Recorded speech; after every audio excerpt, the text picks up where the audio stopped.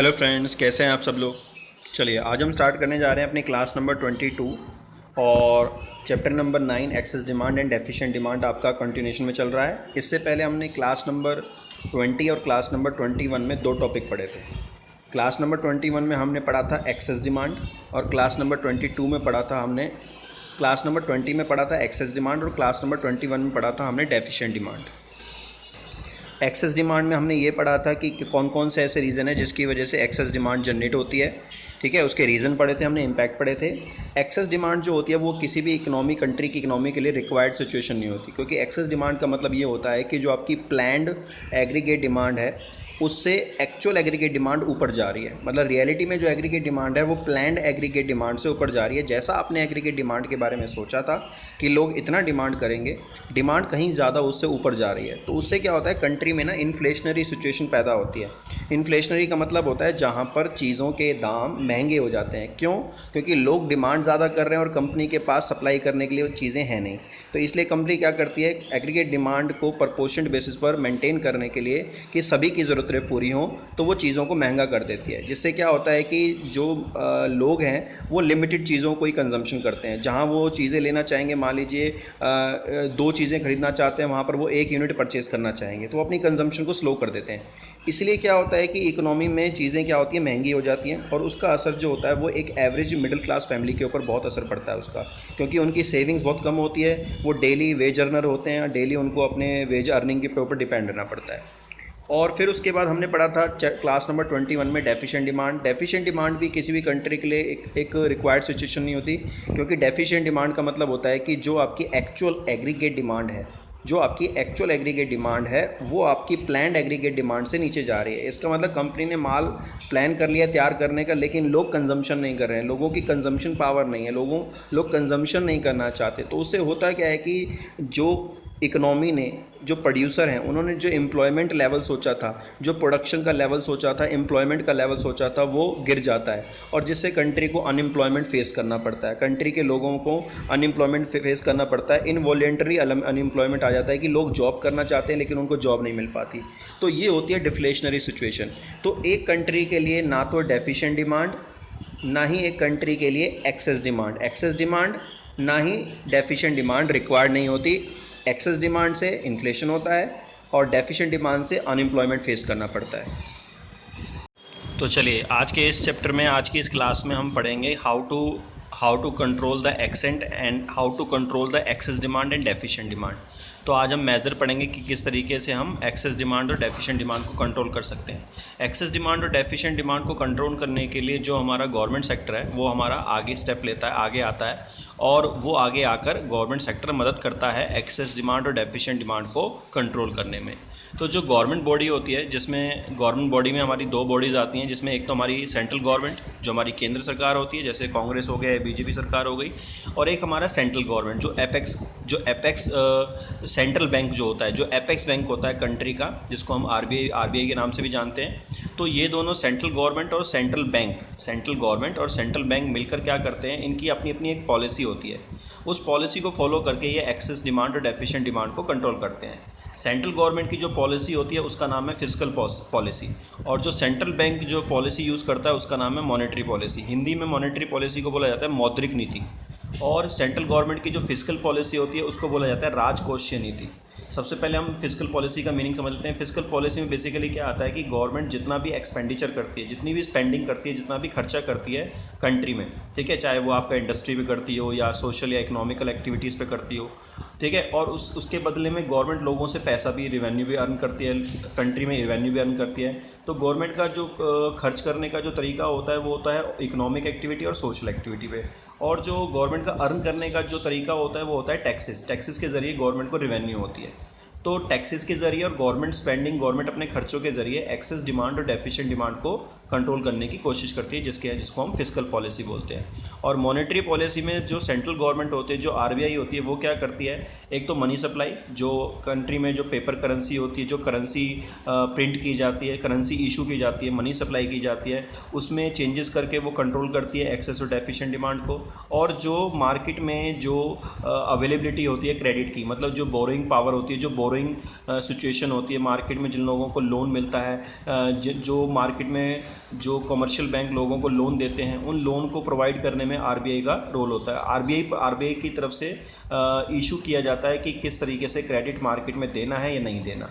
तो आरबीआई क्या करती है, अवेलेबिलिटी ऑफ क्रेडिट के ज़रिए कि मार्केट में लोगों के पास लोन देना है नहीं देना, या मार्केट में जो मनी सप्लाई है वो मनी सप्लाई प्रॉपर किस तरीके से करनी है, मनी सप्लाई के ज़रिए एक्सेस और डेफिशिएंट डिमांड को कंट्रोल करने की कोशिश करती है। ठीक है, तो ये दो एलिमेंट मैंने आपको बता दिया, एक तो मनी सप्लाई और अवेलेबिलिटी और क्रेडिट, और गवर्नमेंट की तरफ से जो सेंट्रल गवर्नमेंट अपनी गवर्नमेंट स्पेंडिंग, अपने खर्चे और टैक्सेस के ज़रिए क्या करती है, एक्सेस डिमांड और डेफिशिएंट डिमांड को कंट्रोल करने की कोशिश करती है। तो सबसे पहले हम पढ़ते हैं गवर्नमेंट स्पेंडिंग के ऊपर। सबसे पहले हम ये पढ़ेंगे कि गवर्नमेंट स्पेंडिंग होता क्या है। गवर्नमेंट स्पेंडिंग का मतलब होता है कि गवर्नमेंट जो सोसाइटी में डेवलपमेंट के ऊपर खर्चा करती है, इकोनॉमिक एक्टिविटीज़ के ऊपर खर्चा करती है, इंडस्ट्रीज़ को शुरू करती है, ठीक है, जो हमारे स्मॉल स्केल इंडस्ट्रीज़ होती हैं, जो आपकी लार्ज स्केल इंडस्ट्रीज़ होती हैं, उनमें पैसा लगाती है, और सोशल डेवलपमेंट के लिए फ्लाईओवर, बिल्डिंग कंस्ट्रक्शन करती है, स्कूल, हॉस्पिटल्स वगैरह बनवाती है सोशल डेवलपमेंट के लिए। तो इन सब चीज़ों से क्या होता है कि सोसाइटी को बेनिफिट मिलता है और कंट्री को बेनिफिट मिलता है। तो ये होती है गवर्नमेंट की स्पेंडिंग। तो government expenditure on infrastructure and administration activity like construction of road, flyovers, building with a view to provide additional income to people, जिससे लोगों को एडिशनल इनकम मिलती है। अब देखिए, अगर कंट्री में फ्लाईओवर्स बनेंगे, बिल्डिंग बनेंगे, तो लोगों के आने जाने की सुविधा होगी। अगर इकोनॉमी में गवर्नमेंट अगर बिल्डिंग्स बनाएगी, स्कूल्स बनाएगी, हॉस्पिटल्स बनाएगी, तो लोगों को अर्निंग के सोर्स मिलेंगे, जॉब मिलेगी, एम्प्लॉयमेंट मिलेगा। अगर स्मॉल स्केल इंडस्ट्री में गवर्नमेंट पैसा लगाती है, लार्ज स्केल इंडस्ट्री ओपन शुरू करती है, तो उससे लोगों को रोज़गार मिलेगा, अलग से पैसा कमाने का ज़रिया मिलेगा लोग, और जो लेबर है उनको कंस्ट्रक्शन के लिए हायर करना पड़ेगा, लेबर को इनकम जनरेट होगी। तो इसलिए गवर्नमेंट के खर्चों से कहीं ना कहीं कंट्री में, इकोनॉमी में लोगों को रोज़गार मिलता है, लोगों को पैसा कमाने का साधन मिलता है। तो इसमें गवर्नमेंट स्पेंडिंग किस तरीके से हमारे एग्रीगेट डिमांड और जो हमारी एक्सेस और डेफिशिएंट डिमांड है उसको कंट्रोल करने में किस तरीके से हेल्प करती है। If government increase expenditure on public work, अगर गवर्नमेंट अपने पब्लिक वर्क्स पे पैसा ज़्यादा खर्च करना शुरू कर दे, फ्लाईओवर्स, बिल्डिंग, हॉस्पिटल, स्कूल्स बनाना शुरू कर दे, तो उससे क्या होगा कि गवर्नमेंट को इन सब चीज़ों के लिए रॉ मटेरियल की ज़रूरत होगी।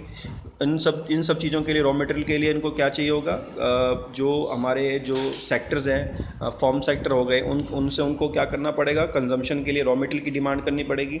तो जब गवर्नमेंट अपने खर्च करने वाले खर्च करने वाले जो सोर्सेज हैं, जिन पे गवर्नमेंट को पैसा खर्च करना है, जिन चीज़ों के लिए गवर्नमेंट को पैसा खर्च करना है, उन चीज़ों की गवर्नमेंट क्या करेगी, डिमांड करेगी।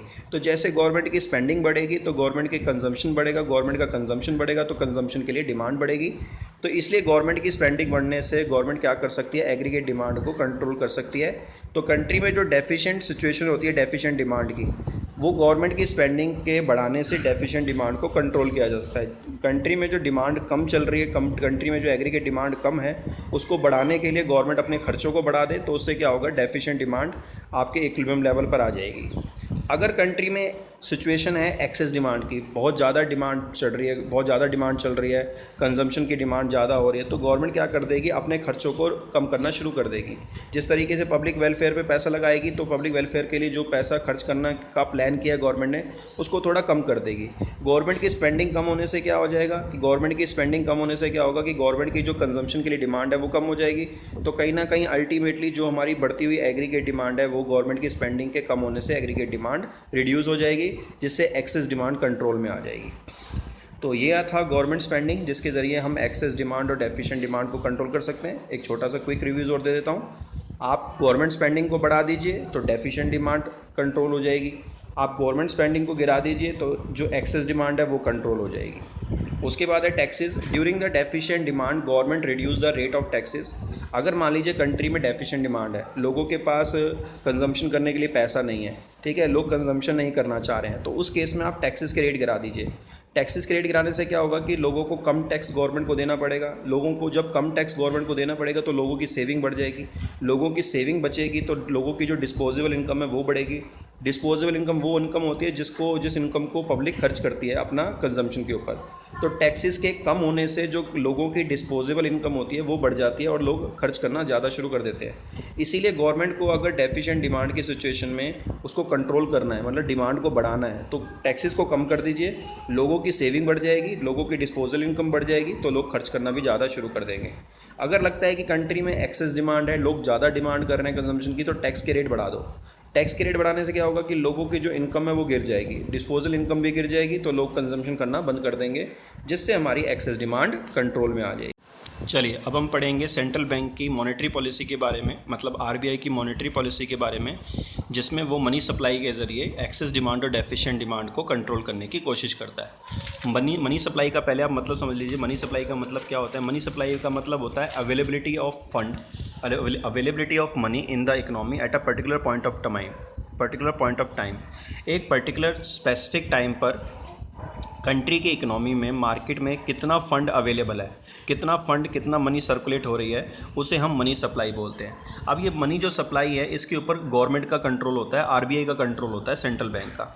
और ये चार लोगों के बीच में जो फंड मार्केट में अवेलेबल होता है, मनी सप्लाई जो मार्केट में अवेलेबल होती है, वो चार लोगों के बीच में सर्कुलेट होती रहती है। या तो आरबीआई के पास वो पैसा होगा, या वो पैसा सेंट्रल कॉमर्शियल बैंक के पास होगा, या पैसा वो डिपॉजिटर के पास होगा जो बैंक में पैसा जमा करता है, या वो पैसा बोरोवर के पास होगा जिनको पैसे की ज़रूरत होती है, जो लोन लेते हैं, जो पर्सनल लोन लेते हैं, या जो लोग लोन की फॉर्म में बैंक से पैसा उधार लेते हैं, चाहे वो इंडस्ट्री हो, फर्म सेक्टर हो या हाउस होल्ड सेक्टर हो। तो इन चारों लोगों के बीच में ही ये मनी सप्लाई होती रहती है। तो मनी सप्लाई बेसिकली क्या है? Availability of money, availability of fund in the economy at a particular specific point of time. अब जो ये मनी का सप्लाई है, जो ये मनी का सर्कुलेशन है, ठीक है, इसे हम अवेलेबिलिटी ऑफ क्रेडिट भी बोलते हैं, अवेलेबिलिटी ऑफ फंड भी बोलते हैं इन द इकोनॉमी। तो इसका पूरा का पूरा जो कंट्रोल होता है वो आरबीआई के हाथ में होता है। आरबीआई चाहे तो मार्केट से वो मनी को खींच भी सकता है, वापस भी ले सकता है, और चाहे तो मार्केट में मनी को बढ़ा भी सकता है। तो मार्केट में लोगों के पास पैसे का होना या ना होना, उनके हाथों में होना या आरबीआई के पास होना, वो डिपेंड करता है आपका आरबीआई के ऊपर। तो आरबीआई क्या करता है? RBI is empowered to regulate the money supply. RBI के पास पूरी पावर होती है मनी सप्लाई को रेगुलेट करने की इन द इकोनॉमी, कंट्री की इकोनॉमी में, थ्रू इट्स मॉनेटरी पॉलिसी। जो कंट्री की जो आरबीआई की मॉनेटरी पॉलिसी होती है, आरबीआई की जो मॉनेटरी पॉलिसी होती है उसमें 5 या 6 टूल्स इस्तेमाल किए जाते हैं, 5 या 6 मेजरमेंट होते हैं, तरीके होते हैं, जिनके ज़रिए वो सप्लाई को कंट्रोल कर सकता है, सप्लाई को मार्केट में बढ़ा भी सकता है और कम भी कर सकता है। It is the policy of central bank to control the money supply and credit creation. Money supply का तो मतलब हो गया कि मार्केट में, इकोनॉमी में जो फंड अवेलेबल है। क्रेडिट क्रिएशन का मतलब होता है जो कॉमर्शियल बैंक के ज़रिए मार्केट में लोगों को लोन दिया जाता है। जो लोग बैंक में पैसा जमा करते हैं, बैंक उसी पैसे को क्या करता है, लोगों को लोन की फॉर्म में अवेलेबल कराता है फंड, चाहे वो फर्म सेक्टर हो, चाहे वो हाउस होल्ड सेक्टर हो। उसको हम क्रेडिट क्रिएशन बोलते हैं। क्रेडिट क्रिएशन का मतलब लोगों के पैसे से ही उन लोगों को फंड अवेलेबल कराना जिनको उन पैसों की ज़रूरत है in the economy, which helps to control the situation of excess demand and deficient demand. और सेंट्रल बैंक आरबीआई की इसी मॉनेटरी पॉलिसी की हेल्प से आरबीआई कोशिश करता है कंट्री में एक्सेस डिमांड, मतलब इन्फ्लेशन को कंट्रोल करने में, जो महंगाई बढ़ती है, और डेफिशिएंट डिमांड, मार्केट में जब लोगों की परचेजिंग पावर नहीं होती है, लोगों के पास पैसा नहीं होता, या लोग कंजम्पशन के लिए डिमांड नहीं करते, तो उस डिमांड को बढ़ाने में, डेफिशिएंट डिमांड को कंट्रोल करने में भी मॉनेटरी पॉलिसी आरबीआई हेल्प करता है। तो चलिए इसको जो गवर्नमेंट की जो आरबीआई की जो मॉनेटरी पॉलिसी है उसको दो पार्ट में डिवाइड किया गया है। एक तो आपका क्वांटिटेटिव इंस्ट्रूमेंट्स है, इंस्ट्रूमेंट का मतलब टूल्स हो गए कि कौन कौन से तरीके हैं, और एक आपका क्वालिटेटिव इंस्ट्रूमेंट्स है। तो सबसे पहले हम क्वांटिटेटिव इंस्ट्रूमेंट पर डिस्कस करेंगे। सबसे पहला टूल है आपका बैंक रेट। बैंक रेट क्या होता है? It is the rate at which the central bank lends money to commercial bank to meet their long term needs. Commercial bank क्या करता है, जितने भी बड़े बड़े लॉन्ग टर्म प्रोजेक्ट्स होते हैं फर्म सेक्टर के, जितने भी लॉन्ग टर्म्स जो लोन देता है कमर्शियल बैंक, बड़े बड़े प्रोजेक्ट्स में लगाता है। जो इंडस्ट्रीज़ के प्रोजेक्ट्स होते हैं, चाहे वो आपके होम डेवलपमेंट हो गया या आपका इंडस्ट्रियल डेवलपमेंट हो गया, तो उसके लिए लॉन्ग टर्म के लिए कमर्शियल बैंक को लोन की ज़रूरत पड़ती है। हालांकि कमर्शियल बैंक के पास खुद तो पैसा होता ही होता है, लेकिन कई बार वो क्या करता है, सेंट्रल बैंक से मनी सप्लाई कराता है, सेंट्रल बैंक से लोन लेता है। तो सेंट्रल बैंक से जो लोन लिया जाता है कमर्शियल बैंक के द्वारा, वो डिपेंड करता है बैंक रेट के ऊपर। अगर मान लीजिए कि जो आरबीआई है उसने बैंक रेट को हाई कर रखा है, तो उस केस में क्या होगा कि कमर्शियल बैंक लोन नहीं लेगा, और कमर्शियल बैंक लोन नहीं लेगा तो मार्केट में लोन जाएगा भी नहीं। तो इसीलिए अगर कंट्री में एक्सेस डिमांड है, तो उस एक्सेस डिमांड को कंट्रोल करने के लिए जो आरबीआई है वो लोन के रेट बढ़ा देता है, जिस रेट पर कमर्शियल बैंक आरबीआई से लोन लेता है। ठीक है, तो वहाँ पर अगर आरबीआई कमर्शियल बैंक को दिए जाने वाले लोन के रेट को बढ़ा देगा, तो कॉमर्शियल बैंक इकोनॉमी में जितने भी कॉमर्शियल बैंक है वो लोन नहीं लेंगे। अगर कॉमर्शियल बैंक लोन नहीं लेंगे तो मार्केट में लोन जाएगा भी नहीं, और मार्केट में जब लोन नहीं जाएगा तो लोगों की जो परचेजिंग पावर है, कंजम्पशन पावर है, जो डिमांड है वो गिर जाएगी, जिससे एक्सेस डिमांड कंट्रोल आ जाएगी। अगर कंट्री में डेफिशिएंट डिमांड है तो उस केस में जो आरबीआई होता है वो कॉमर्शियल बैंक को दिए जाने वाले लोन के जो रेट होते हैं उसको गिरा देता है, जिससे सस्ते रेट पर, आसान रेट पर कॉमर्शियल बैंक को आरबीआई से लोन मिल जाता है और वही लोन मार्केट में चला जाता है फर्म सेक्टर के पास या हाउस होल्ड सेक्टर के पास, जिसे आसानी से मार्केट में मनी सप्लाई पहुंच जाती है, मार्केट में फंड अवेलेबल होता है और डिमांड बढ़ जाती है।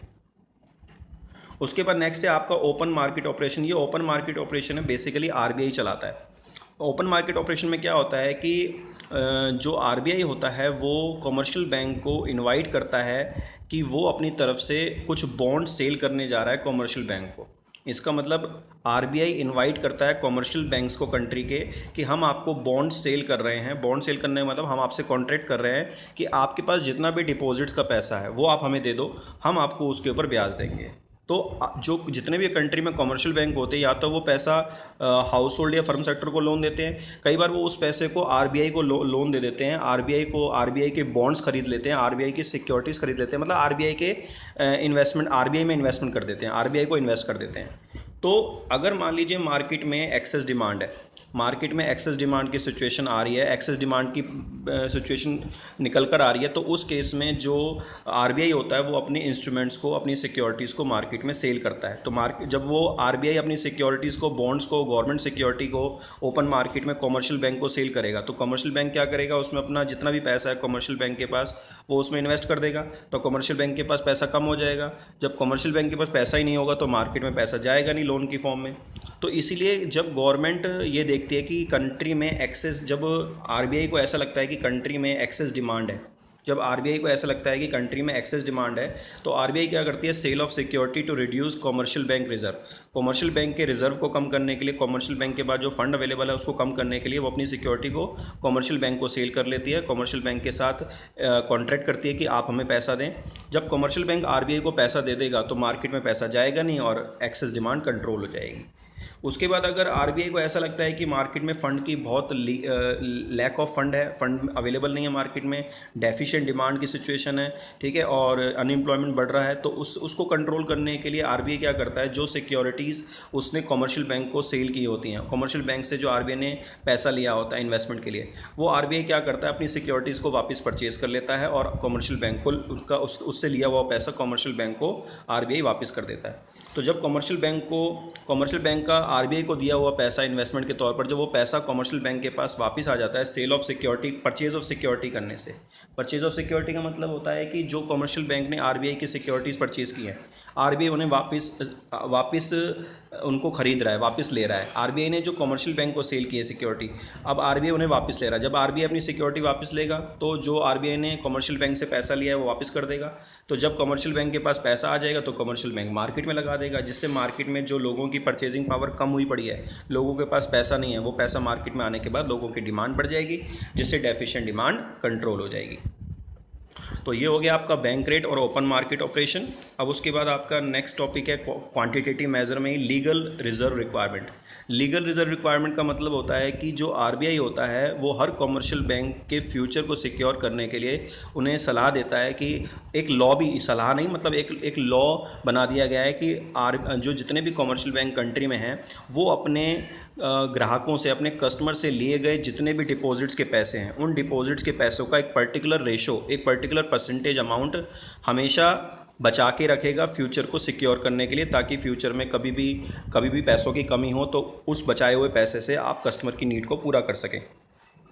तो लीगल रिजर्व रिक्वायरमेंट बेसिकली क्या होता है कि जो पैसा कस्टमर बैंक में पैसा जमा कराता है कमर्शियल बैंक में, तो कमर्शियल बैंक क्या करता है, उस जमा कराए गए पैसे का कुछ मिनिमम परसेंटेज अमाउंट आरबीआई के पास जमा करा देता है कमर्शियल बैंक, और कुछ परसेंटेज अमाउंट वो अपने पास भी सिक्योर करके रखता है रिजर्व की फॉर्म में, बाकी पैसे को वो सर्कुलेट करता रहता है। तो जो पैसा कमर्शियल बैंक अपने कस्टमर से लेता है और उनके जमा कराए गए पैसे को जब वो आरबीआई के पास एक सेफ फ्यूचर के लिए रिजर्व के फॉर्म में जमा करा के रख देता है, उसे हम बोलते हैं cash reserve ratio. Cash reserve ratio क्या होता है, it is the minimum percentage of net demand time liability to be kept by commercial bank with central bank. इसका मतलब ये होता है कि जैसे मान लीजिए कि एक कस्टमर ने बैंक में, कमर्शियल बैंक में 1000 रुपये जमा कराए और उस 1000 रुपये का 10% कमर्शियल बैंक को पैसा आरबीआई के पास जमा कराना पड़ेगा, चाहे कुछ हो जाए। तो वो होता है कैश रिजर्व रेशो, जो एक कस्टमर के द्वारा जमा कराए गए पैसे का एक मिनिमम परसेंटेज अमाउंट जो आरबीआई के पास फ्यूचर के लिए कमर्शियल बैंक को रखना पड़ता है। अब ये net demand and time liability क्या होता है, मैं अभी आपको बताऊंगा। पहले आप सैचुरेटरी लिक्विडिटी रेशियो समझ लो। सैचुरेटरी लिक्विडिटी रेशियो जो होता है वो भी कैश रिजर्व रेशियो की तरह होता है, लेकिन कैश रिजर्व रेशियो का जो पैसा होता है वो तो हमें कमर्शियल बैंक को आरबीआई के पास जमा कराना होता है, और सैचुरेटरी लिक्विडिटी रेशियो का जो पैसा होता है वो बैंक को अपने पास जमा करके रखना होता है, उसे यूज़ नहीं करना होता, उसको फ्यूचर में यूज़ करना होता है जब बैंक के पास पैसों की कमी हो जाती है। तो सैचुरेटरी लिक्विडिटी रेशियो और कैश रिजर्व रेशियो जरूर मेंटेन करने होते हैं कमर्शियल बैंक को। अब हम बात करते हैं जो जितना परसेंटेज अमाउंट मेंटेन करके रखना होता है वो net demand and time liability का जो अमाउंट होता है, जो net demand and time liability होगी बैंक के पास, उसका परसेंटेज मल्टीप्लाई करके वो अमाउंट हमें सीआरआर और एसएलआर की फॉर्म में रखना पड़ता है फ्यूचर के लिए, कस्टमर के लिए। अब ये नेट डिमांड टाइम लायबिलिटी का मतलब क्या होता है, इसका एग्जांपल मैं देता हूँ आपको। जैसे मान लीजिए कि एक कस्टमर ने बैंक में 1000 रुपये जमा कराए और बैंक ने उस 1000 रुपये में से 700 रुपये उसने किसी और बैंक में जमा करा दिए, उस कमर्शियल बैंक ने, या किसी को लोन दे दिया। तो एक तो जो 1000 रुपये कस्टमर ने बैंक के पास जमा कराए वो बैंक की क्या होगी लायबिलिटी, और उस लायबिलिटी में से 700 रुपये बैंक ने कहीं और इन्वेस्ट कर दिए, किसी और बैंक में या किसी फर्म को दे दिए लोन की फॉर्म में। तो नेट बैंक के पास कितना पैसा बचा, 300 रुपये। ठीक है, अब वो 300 रुपये जो बैंक के पास रखा हुआ है उसका परसेंटेज अमाउंट सीआरआर और एसएलआर बैंक को रखना पड़ेगा अपने पास संभाल के। तो ये होता है net demand and time liability. अब इसमें सीआरआर और एसएलआर का जो रोल है एक्सेस डिमांड और डेफिशिएंट डिमांड में, अगर आरबीआई ये कहता है कमर्शियल बैंक को कि आप सीआरआर और एसएलआर की परसेंटेज बढ़ा दो, ज़्यादा से ज़्यादा रिजर्व मेंटेन करके रखो, तो जब बैंक को ज़्यादा से ज़्यादा पैसा रिजर्व में रखना पड़ेगा तो इसका मतलब यह है कि कम से कम पैसा लोगों को लोन की फॉर्म में देना पड़ेगा, क्योंकि जितना पैसा बैंक बचा के रखेगा उतना पैसा मार्केट में कम देगा, तो उससे आपकी जो एक्सेस डिमांड है वो कंट्रोल हो जाएगी। अगर सीआरआर और एसएलआर का रेट आरबीआई कम कहता है कि कम मेंटेन करो, परसेंटेज गिरा दो, ज़्यादा से ज़्यादा पैसा मार्केट में लगाओ, कम से कम पैसा अपने पास बचा के रखो, तो सीआरआर और एसएलआर के रेट को गिराने से मार्केट में पैसा अवेलेबल हो जाता है, लोगों के पास पैसा पहुंच जाता है, तो डेफिशिएंट डिमांड जो होती है वो कंट्रोल हो जाती है, मतलब लोगों की डिमांड बढ़ जाती है क्योंकि लोगों के पास पैसा अवेलेबल हो जाता है। तो ये चलिए अब हम पढ़ेंगे क्वालिटेटिव इंस्ट्रूमेंट्स के बारे में। बेसिकली क्वालिटेटिव इंस्ट्रूमेंट्स जो हैं वो आरबीआई के द्वारा दी हुई ऐसी सजेस्टिव गाइडलाइंस होती हैं। सजेस्टिव का मतलब आरबीआई सजेस्ट करता है अपनी तरफ से कमर्शियल बैंक्स को कि वो हमारी इन गाइडलाइंस को फॉलो करके मार्केट में क्रेडिट अवेलेबल कराए। तो क्वालिटेटिव जो इंस्ट्रूमेंट्स है वो बेसिकली आरबीआई के सजेस्टिव गाइडलाइंस होते हैं। आरबीआई सजेस्ट करता है कमर्शियल बैंक को, जिसमें सबसे पहला है आपका मार्जिन रिक्वायरमेंट। मार्जिन रिक्वायरमेंट का मतलब होता है कि आरबीआई कमर्शियल बैंक को ये कहता है कि जब आप किसी को लोन दें तो उस लोन के बदले में जो सिक्योरिटी लें, तो सिक्योरिटी जब आप अपने पास गिरवी रखें तो जो सिक्योरिटी की वैल्यू है और जो लोन अमाउंट आप दे रहे हैं उसके बीच का डिफरेंस हम जैसा कहें आप उसको फॉलो करें, तो वो होता है मार्जिन रिक्वायरमेंट। मार्जिन रिक्वायरमेंट को अगर हम एग्जांपल के तौर पर समझें तो जैसे मान लीजिए कि आपने किसी को 10,000 का लोन दिया और आपने उसकी गोल्ड गिरवी रख लिया अपने पास 15,000 रुपये का, तो 15,000 रुपये के गोल्ड के बदले में आपने उसको 10,000 का लोन दे दिया, तो 5,000 बीच का जो डिफरेंस हुआ, ये 5,000 जो आपने उसे एक्स्ट्रा सिक्योरिटी ली, तो वो आपका क्या हुआ 5,000 रुपये मार्जिन रिक्वायरमेंट। अब ये जो मार्जिन रिक्वायरमेंट है ना, ये आरबीआई सेट करता है, आरबीआई सजेस्ट करता है। अब कई बार तो आरबीआई जो मार्जिन सेट करता है कई बार बैंक उससे ज़्यादा फॉलो करता है, कई बार आरबीआई के द्वारा जो बताया गया मार्जिन होता है उसको फॉलो करता है। ठीक है, तो ये आरबीआई सजेस्ट करता है। अब इसमें यहाँ पर देखो जैसे लिखा हुआ है कि margin requirement refers to difference between the market value of security, जैसे मैंने 15,000 रुपये बताया गोल्ड की वैल्यू जो आप कस्टमर से लेंगे, offered and the value of amount lent, और जो आप कस्टमर को लोन देंगे मान ली 10,000 रुपये, तो 5,000 रुपये आपका मार्जिन रिक्वायरमेंट आएगा। अगर आरबीआई को ऐसा लगता है कि कंट्री में एक्सेस डिमांड है, तो एक्सेस डिमांड को कंट्रोल करने के लिए आरबीआई क्या करता है, कमर्शियल बैंक को सजेस्ट करता है कि आप मार्जिन रिक्वायरमेंट को बढ़ाएं। मार्जिन रिक्वायरमेंट को बढ़ाने से क्या होगा कि जो कस्टमर है वो लोन लेने के लिए दिलचस्पी नहीं दिखाएगा, लोन लेने में इंटरेस्टेड नहीं होगा, क्योंकि मार्जिन रिक्वायरमेंट के बढ़ने का मतलब ये है कि कस्टमर को कम से कम लोन मिलेगा और ज़्यादा से ज़्यादा सिक्योरिटी गिरवी रखनी पड़ेगी। और अगर कंट्री में डेफिशिएंट डिमांड है तो मार्जिन रिक्वायरमेंट आरबीआई कहता है कम कर दो, तो कॉमर्शियल बैंक उसे कम कर देता है, और कम करने से क्या होता है कि कस्टमर को कम सिक्योरिटी में डिफरेंस में ज़्यादा से ज़्यादा लोन मिल जाता है। अब जैसे मान लीजिए कि 12,000 रुपये का गोल्ड गिरवी रख के 10,000 का लोन मिल गया, तो मार्जिन रिक्वायरमेंट 15,000 से 5,000 से गिर कर कितने पे आ गया, 2,000 पे। तो कस्टमर ज़्यादा दिलचस्पी दिखाएगा क्योंकि उसे कम से कम सिक्योरिटी में ज़्यादा से ज़्यादा लोन ऑफर हो रहा है, तो वो लोन ज़्यादा लेगा। और जब कंट्री में लोग लोन लेना पसंद करेंगे तो मार्केट में क्या होगा, मनी की सप्लाई होगी। मनी की सप्लाई से क्या होगा, डेफिशिएंट डिमांड कंट्रोल हो जाएगी, मतलब डिमांड बढ़ना शुरू हो जाएगी। तो मार्जिन रिक्वायरमेंट के बढ़ाने से कंट्री में एक्सेस डिमांड कंट्रोल होती है, और मार्जिन रिक्वायरमेंट के गिराने से कंट्री में डेफिशिएंट डिमांड कंट्रोल होती है। उसके बाद है नेक्स्ट टॉपिक आपका मॉरल सुएशन। मॉरल सुएशन का मतलब होता है कि नैतिक अभिप्रेरणा। नैतिक अभिप्रेरणा का मतलब कि टाइम टाइम पर आरबीआई जो है वो कमर्शियल बैंक को कई बार तो एडवाइस करता है, कई बार डिस्करेज करता है, इनकरेज करता है। मॉरल सुएशन का मतलब सामने वाले को प्रेरणा देना, प्रेरित करना, उसको मतलब सलाह देना, उसको जागरूक करना, अटेंटिव बनाना, कि वो जब भी मार्केट में लोन सप्लाई करे कमर्शियल बैंक, तो उसमें जो आरबीआई होता है वो बार बार उसे प्रेरित करता है, उसको फोर्स करता है कि लोन दो, लोन दो, ठीक है। और कई बार ऐसा होता है कि जब उसको लगता है कि भाई मार्केट में ज़्यादा लोन नहीं जाना चाहिए, तो वो उसको डिस्करेज करता है, बिल्कुल मार्केट में लोन मत देना, नहीं तो आप बर्बाद हो जाओगे, नहीं तो आपको प्रॉब्लम आ जाएगी, क्योंकि मार्केट में डिप्रेशन आने वाला है, या मार्केट में प्रॉब्लम आने वाली है, मार्केट क्रैश होने वाली है, आपका पैसा डूब जाएगा। तो आरबीआई क्या होता है, मॉरल सुएशन के बेसिस पर अपने खुद से प्रेरणा देकर, अपनी तरफ से खुद प्रेरित करके सामने वाले को क्या करता है, डिस्करेज और इनकरेज करता है। डिस्करेज और इनकरेज, मतलब डिस्करेज करता है लोन ना देने के लिए, इनकरेज करता है लोन देने के लिए। तो it is a combination of persuasion and pressure. मतलब आरबीआई जो है वो प्रेशर डालता है। अब प्रेशर दो तरीके से डालता है, या तो इनकरेज फॉर्म में डालेगा या डिस्करेज। इनकरेज का मतलब कि मार्केट में लोन दो, ऐसा कमर्शियल बैंक को आरबीआई बोलता है, और मार्केट में लोन ना दो तो उसका मतलब होता है डिस्करेज।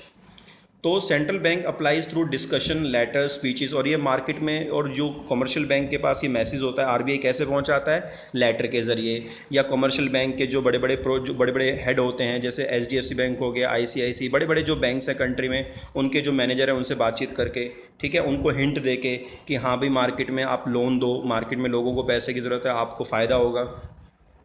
तो अगर कंट्री में मान लीजिए कि आपकी डेफिशिएंट डिमांड है, तो डेफिशिएंट डिमांड को ख़त्म करने के लिए, मतलब कंट्री में डिमांड को बढ़ाने के लिए आरबीआई क्या करेगा, इनकरेज करेगा कमर्शियल बैंक को कि हाँ लोगों को लोन दो, लोगों को लोन दो। और अगर कंट्री में डेफिशिएंट डिमांड है, मान लीजिए कंट्री में डेफिशिएंट डिमांड है, टू करेक्ट द अगर कंट्री में एक्सेस डिमांड है, डिमांड लोग ज़्यादा कर रहे हैं, तो आरबीआई क्या करेगा, कमर्शियल बैंक को डिस्करेज करेगा, उनको बोलेगा बिल्कुल मार्केट में लोन मत देना, बिल्कुल मत देना, नहीं तो मार्केट क्रैश होने वाली, आपका पैसा डूब जाएगा। तो इस तरीके से मोरल सुएशन के बेसिस पर, मोरल सुएशन का मतलब होता है नैतिक प्रेरणा। नैतिक मतलब एक ड्यूटी बनती है आरबीआई की कि वो अपने कमर्शियल बैंक्स को मार्केट को देखते हुए इनकरेज और डिस्करेज करे लोन के लिए।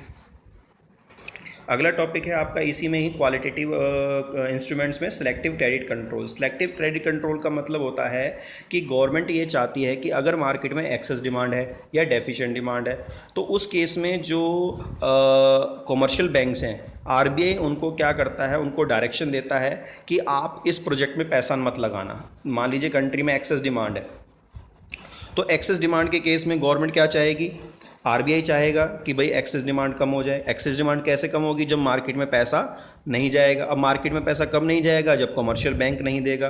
कमर्शियल बैंक पैसा ना दे, इसके लिए आरबीआई क्या कहती है उनको कि आप इस पर्टिकुलर प्रोजेक्ट में पैसा ना लगाएं। जैसे मान लीजिए कि आरबीआई ने कमर्शियल बैंक को बोला कि हाउसिंग डेवलपमेंट में पैसा लगाना बंद करें, जो इंफ्रास्ट्रक्चर वाले हैं, जो प्रॉपर्टी डीलर है, उनको पैसा देना बंद करें, जो शेयर मार्केट में डील कर रहे हैं उनको पैसा देना बंद करें। इसका मतलब आरबीआई क्या करती है, सिलेक्टिव क्रेडिट कंट्रोल पॉलिसी अपनाती है कि आरबीआई क्या करती है, एक्सेस डिमांड के केस में कमर्शियल बैंक्स को गाइडलाइंस देती है, डायरेक्शन देती है कि हम आपको कुछ प्रोजेक्ट्स के नाम बता रहे हैं, उन प्रोजेक्ट्स में अब आप किसी को लोन मत देना, ये प्रोजेक्ट्स आगे फ्यूचर में कामयाब नहीं होने वाले। तो जब उन प्रोजेक्ट्स में जो कमर्शियल बैंक है आरबीआई के अकॉर्डिंग जब पैसा लगाना बंद कर देता है, तो मार्केट में पैसा नहीं जाता। मार्केट में जब पैसा नहीं जाता तो उस केस में क्या होता है कि जो आपकी एक्सेस डिमांड जो है वो कंट्रोल हो जाती है, ठीक है। और इसके अलावा अगर डेफिशिएंट डिमांड होती है, तो डेफिशिएंट डिमांड के केस में आरबीआई कोई अलग से सिलेक्टिव क्रेडिट कंट्रोल पॉलिसी नहीं रखता, कमर्शियल बैंक को किसी भी तरीके की गाइडलाइंस नहीं देता कि आप इन प्रोजेक्ट में पैसा मत लगाइए, ना लगाइए। आरबीआई ये कहता है जहां आपको जिस प्रोजेक्ट में पैसा लगाना है आप लगा सकते हैं, मार्केट में डेफिशिएंट डिमांड सिचुएशन चल रही है, मार्केट में पैसे की ज़रूरत है, तो जिस प्रोजेक्ट में आपको सही लगे आप उस प्रोजेक्ट में पैसा लगाइए। उसके अलावा मैंने नीचे यहाँ पर डायग्राम दिया हुआ है, डायग्राम की हेल्प से आप ये जितने भी टूल्स थे फिजिकल पॉलिसी और मॉनेटरी पॉलिसी के, उन टूल्स के मैंने शॉर्टकट्स दिए हुए हैं, डिक्रीज़ इंक्रीज़ कि किस टूल को हमें डिक्रीज़ करना चाहिए, किस टूल को हमें इंक्रीज़ करना चाहिए एक्सेस और डेफिशिएंट डिमांड को कंट्रोल करने के लिए। तो ये था आपका topic, how to control the excess and deficient demand with the help of government bodies, central bank and central government fiscal policy, and with the help of monetary policy. Thank you.